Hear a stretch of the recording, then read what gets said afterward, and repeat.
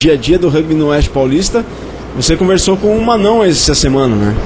Sim, conversei com ele. O Manão é um cigano do rugby aqui do Oeste Paulista, jogou por vários times aqui na região, já vestiu várias camisas na história, apaixonado pelo rugby, jogou também em alguns times do Paraná, e eu conversei com ele um pouco sobre essa experiência. Então vamos ouvir, Rogerão? Tá na linha, tá no ponto aí? Então, Manão Martins com o Fernando Strongly. Boa tarde, Manão. Para começar nossa entrevista, gostaria que você contasse um pouco sobre sua história no rugby, e que levou a esse título de cigano do rugby do interior paulista. Boa tarde, Fernando. É uma honra para mim estar concedendo essa entrevista para vocês. Bom, eu moro em uma cidade no interior de São Paulo chamada Ipaussu. E eu já assisti ao rugby na TV fechada desde 2010. Mas tudo começou mesmo em 2012, quando eu encontrei na internet o pequeno time Besouros Rugby da cidade de Ourinhos, que fica a aproximadamente 30 km da minha cidade. Eu comecei a treinar com eles em março de 2012, todos os finais de semana. Pegava o ônibus, ia pra lá, pegava o mototáxi, enfim. Daí em junho daquele ano, a gente foi disputar os Jogos Regionais da Juventude, na cidade de Dracena. E em agosto daquele ano a gente foi para a minha primeira etapa, né, a Liga do Oeste Paulista, lá em Fernandópolis.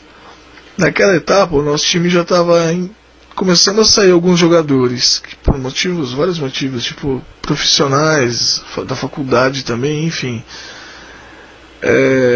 Daí a gente se juntou com o time Corvos da cidade de Marília, que eles também estavam com escassez de jogadores. Então a gente misturou e foi. Daí depois disso, por inúmeros motivos, os jogadores do time de Ourinhos começaram a sair da equipe, acabando assim o time por falta de jogadores, né, no final de 2012.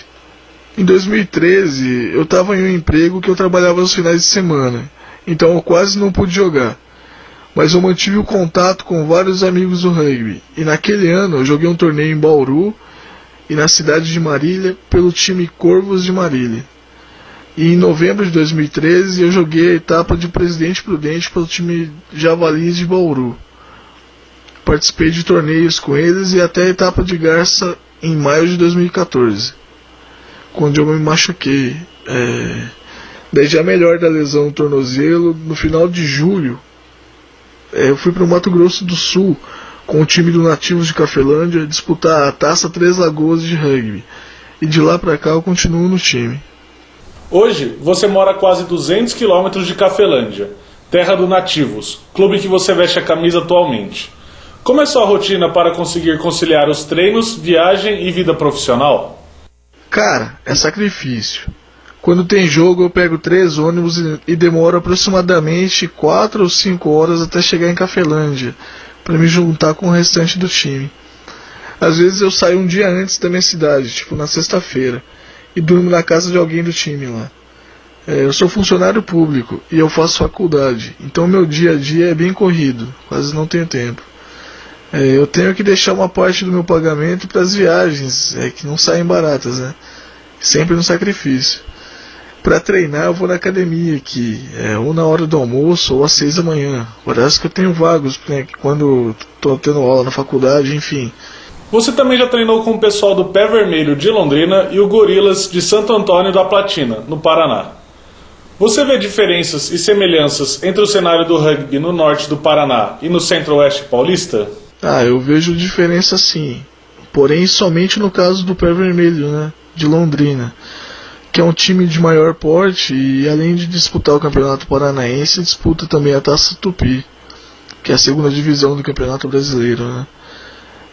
Além disso, conta com mais de 30 jogadores no seu plantel, coisa bem rara nas equipes do Oeste Paulista. Eu acho que, enfim, aqui não tem nenhuma equipe que tem tantos jogadores assim. Lá eles têm um campo de rugby próprio, que é situado em um local totalmente público, o Aterro do Igapó, que é o lugar onde as pessoas vão lá para praticar diversos esportes, né? Então assim é mais fácil para difundir o esporte também, para difundir o rugby. E falando nisso, eu queria mandar um abraço para o William Heckler, que é o treinador do time de Londrina, né?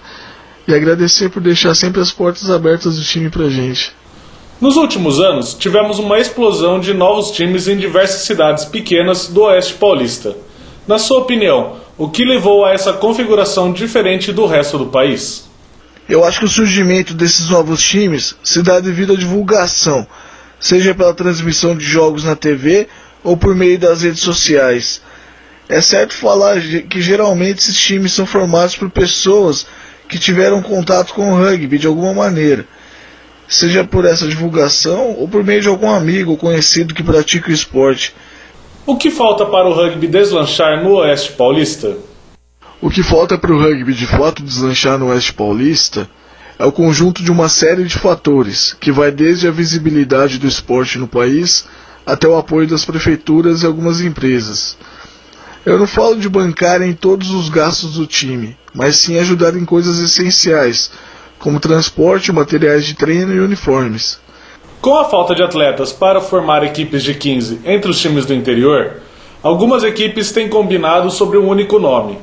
Você acha que este é um caminho possível para o fortalecimento do Rugby 15 no Centro-Oeste Paulista? Eu acho que não, pois essa junção de time acontece hoje em dia geralmente para fortalecer algum time que vai disputar uma liga diferente, ou times que vão jogar amistosos, né? Geralmente fazem um catadão com os melhores jogadores dos times do Oeste Paulista, ou juntam dois times mesmo e fortalecem, né? Acho que só isso não serviria para desenvolver uma liga de 15, para fortalecer isso no Oeste Paulista. Sendo que são duas modalidades diferentes, né? Com treinos diferentes e jogabilidade diferente.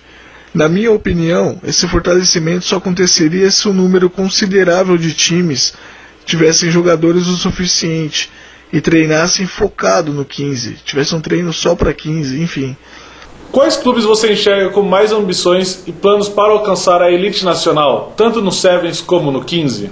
Fernando, na minha opinião, para chegar na elite nacional está em disparado no Oeste Paulista o time Monster de Pirajuí. Ele é multicampeão da Lopar, liderando 90% das etapas, ficando 2 vezes em 9º lugar no Paulista de Sevens, dando trabalho para time conhecido lá na capital. O que difere o Monster dos outros times do Oeste Paulista, além da habilidade e do entrosamento, é a condição física dos jogadores, que são atletas de fato. Tem jogadores fora de série, tipo como o Bruno Góes, o Hugo Góes, o Teteu e o Iago Giulioli, né, que é um guerreiro. Ele é um exemplo de superação, é um monstro, cara, é uma excelente pessoa e o fato dele ser surdo e mudo não foi empecilho nenhum para ele ser o gigante que ele é hoje. E falando do futuro, eu não poderia deixar de falar do time Brutus de Garça, que é liderado pelo meu amigo Vitor Silvério, que ele não deixou o time acabar, porque o time passou por uma fase ruim de escassez de jogadores. Ele correu atrás, ele fez acontecer, ele montou um projeto, fez parceria com a prefeitura e as escolas da cidade e conseguiu montar uma categoria de base, um time juvenil, que se continuar assim, do jeito que está, sem dúvida no futuro vai ser um dos melhores. Se não só do Oeste Paulista, mas acho que, do Brasil. Manão, obrigado pela entrevista e sucesso em sua empreitada pelo rugby do Oeste Paulista. Eu que agradeço pela oportunidade, Fernando. Enfim, grande abraço para você, Fernando, pro Virgilhão. Tá aí, portanto, a entrevista com o Manão Martins. Fernandão, parabéns pela entrevista, ficou muito bacana, hein? Dia a dia do rugby no Oeste Paulista. Você conversou com o Manão essa semana, né? Sim, conversei com ele. O Manão é um cigano do rugby aqui do Oeste Paulista, jogou por vários times aqui na região, já vestiu várias camisas na história, apaixonado pelo rugby, jogou também em alguns times do Paraná e eu conversei com ele um pouco sobre essa experiência. Então vamos ouvir, Rogerão? Tá na linha, tá no ponto aí? Então, Manão Martins com o Fernando Strongren. Boa tarde, Manão. Para começar nossa entrevista, gostaria que você contasse um pouco sobre sua história no rugby e que levou a esse título de cigano do rugby do interior paulista. Boa tarde, Fernando. É uma honra para mim estar concedendo essa entrevista para vocês. Bom, eu moro em uma cidade no interior de São Paulo chamada Ipaussu. E eu já assisti ao rugby na TV fechada desde 2010.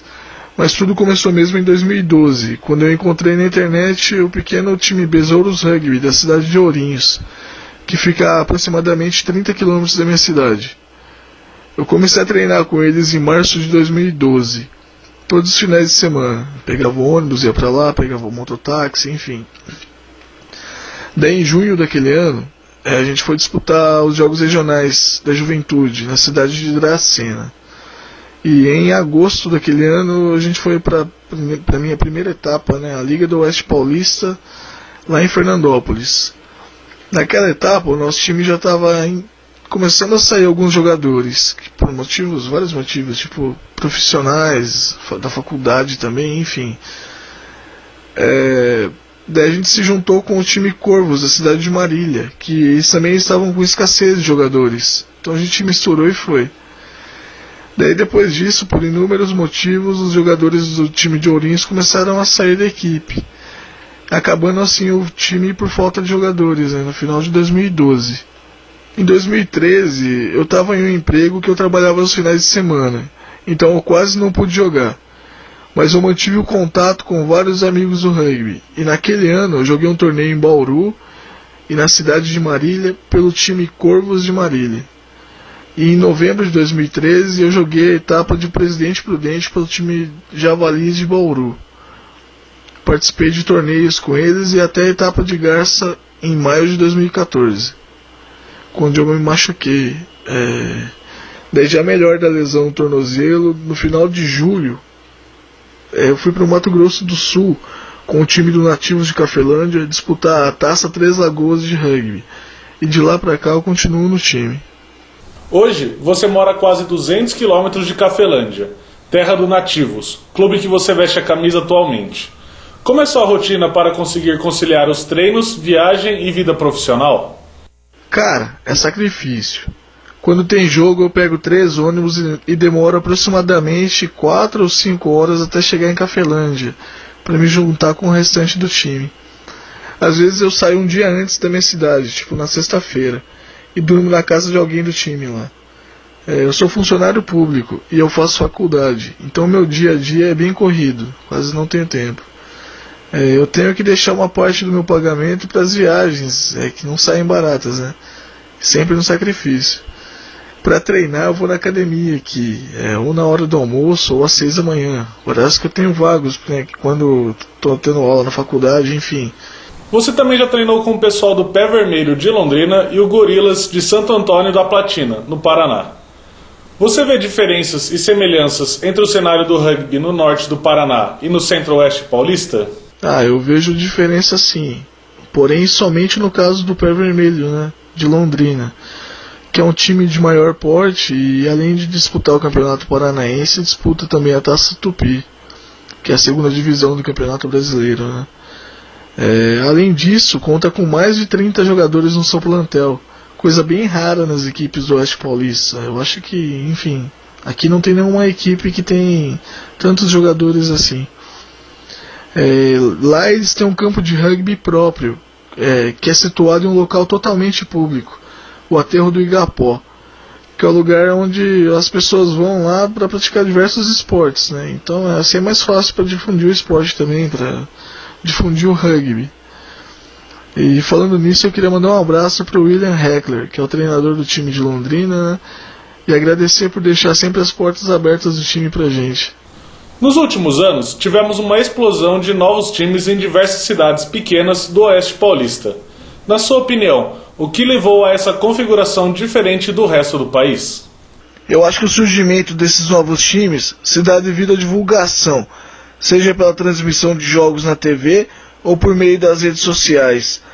É certo falar que geralmente esses times são formados por pessoas que tiveram contato com o rugby de alguma maneira, seja por essa divulgação ou por meio de algum amigo ou conhecido que pratica o esporte.